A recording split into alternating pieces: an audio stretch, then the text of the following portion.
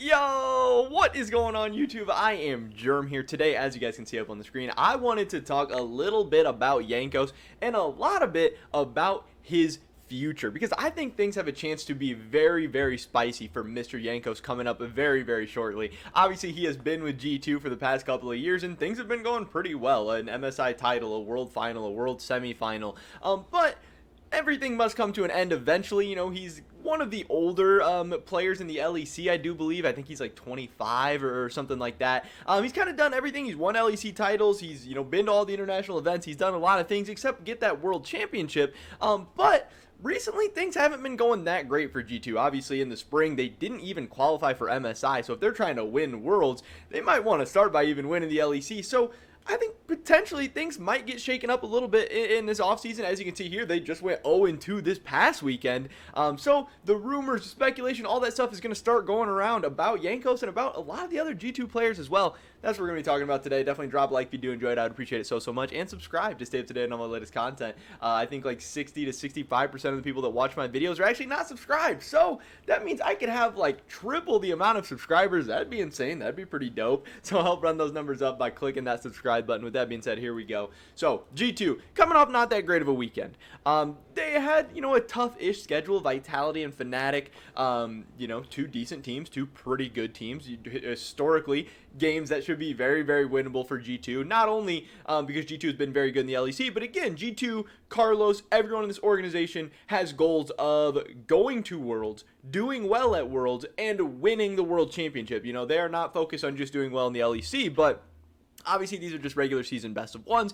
These don't matter a ton, but we did hear this past offseason that, yeah, even though G2 usually messes around in the regular season, usually, G2 sandbags or whatever, we're going to come out hot in the spring or in the summer split because we want to prove ourselves. We just didn't win spring. We're like, we can't be taking it easy. We need to go hard.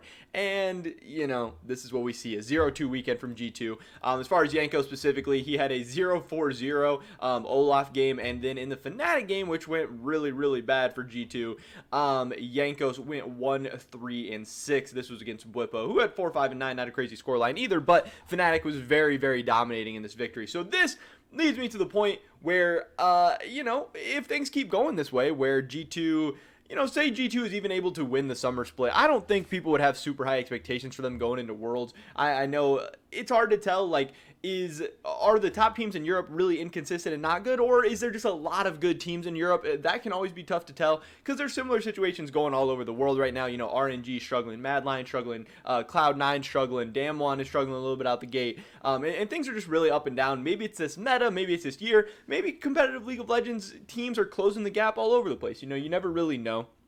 But to me and a lot of other people, I think the LPL is a fair distance away from a lot of the other leagues right now.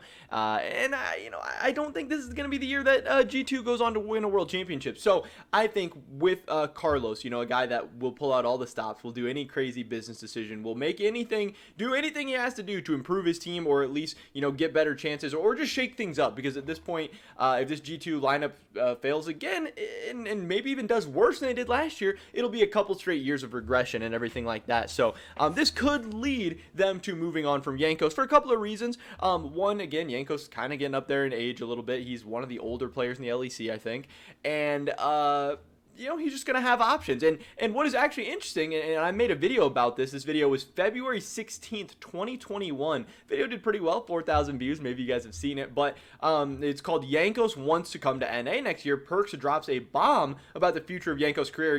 Perkz talking on the Crackdown to Dom and Thorin, where he says he thinks, and when he has talked to Jankos, it sounds like Jankos might be interested in coming to North America next year. So in a lot of different ways, that gets me thinking. Now, obviously, Perkz and Jankos have a very good connection. They have obviously spoken. And Perkz, he could be memeing, he could be trolling, he could be messing around, but also he could know something that a lot of other people don't. And it could be that, he saw how much money Perkz got. He saw how easy it is over to play in North America. He saw, even though Perkz isn't playing that good right now, Perkz still got a title. Perkz still got to go to MSI. And that was all while Jankos was sitting at home chilling. I think that's pretty interesting. Now, that gets me to Jankos still having another year on his deal. He is signed until November 2022, so that would be 2 more splits.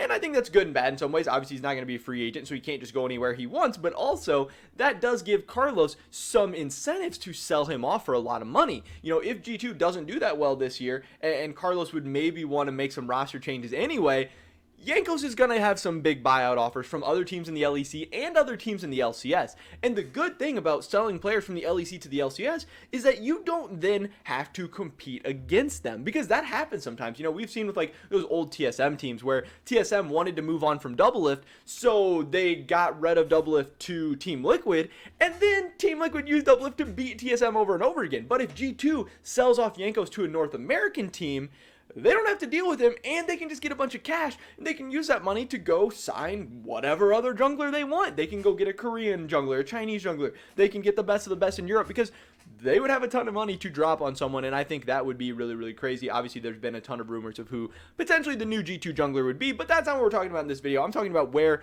Jankos could be going. So, say that Jankos leaves G2, say he comes to North America, there's really only two teams he could go to. It would be Cloud9 or it would be Team Liquid. And I think the really, really interesting thing here is I thought for a while it might be Cloud9. You know, he's got this Perkz connection. They were subbing in King to try and open an extra import slot. It seemed like everything was lining up for C9 Jankos. But now C9 was not looking that good with King. They've subbed Sven back in, so now they don't have an import slot open. I don't think Sven is supposed to get his green card until like next year, so it would be tough for Cloud9 to make it work. They would have to get rid of Sven, or they would have to get rid of Perkz. I don't really see either one of those happening. I don't know for sure, but what I do think could happen is TL Jankos. As you can see here, Santorin is going to be a free agent this year. So he is probably going to be out at Team Liquid. You know, he missed the spring playoffs because of whatever personal or health issues or whatever he has going on. He is now out once again because of those same issues, and I feel bad for the guy. You know, I do. I get it. If it's something serious, if it's something kind of debilitating and stopping him from being able to play, that sucks. And yes, it would suck to not get re-signed or whatever just because you're having health issues, but Team Liquid also needs a jungler who is going to be able to play. And if Santorin is not able to consistently play, especially when they need him most in spring playoffs, in summer split, then he needs to go, you know, get his health in order, get his, you know, other things come first. Then Team Liquid has obviously had Armeo playing, and maybe you could say, oh, he's doing even pretty decent. But one, I don't think Armeo is going to be TL's jungler for the future. But anyway, he is a free agent also. So TL will be going into the offseason with a total of 0 junglers on the roster.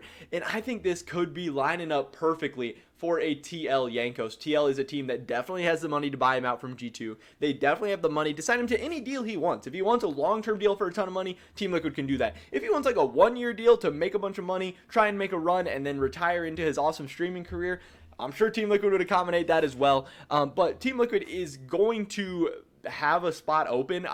Core JJ is supposed to get his green card this offseason as well, so that would open up an import slot. Obviously, this would be with them keeping Alfari, and I think that Team Liquid team would be pretty nasty of Alfari, Jankos, Jensen, Tactical, and Core JJ. I don't know. I think that would be pretty nasty. I think it would be a pretty dope team, and it might be a team that Jankos would actually consider leaving the LEC, coming over to North America for, especially when you consider he could be making double, maybe even triple the money in terms of salary, and G2 would be securing a bag as well. But that is just my thoughts and opinions on the whole issue. I think it would be interesting. I think it would be cool. And I think it actually has a decent chance of happening. But that's pretty much it for this video today, guys. Definitely drop a like if you did enjoy it. I would appreciate it so much. Leave a comment down below.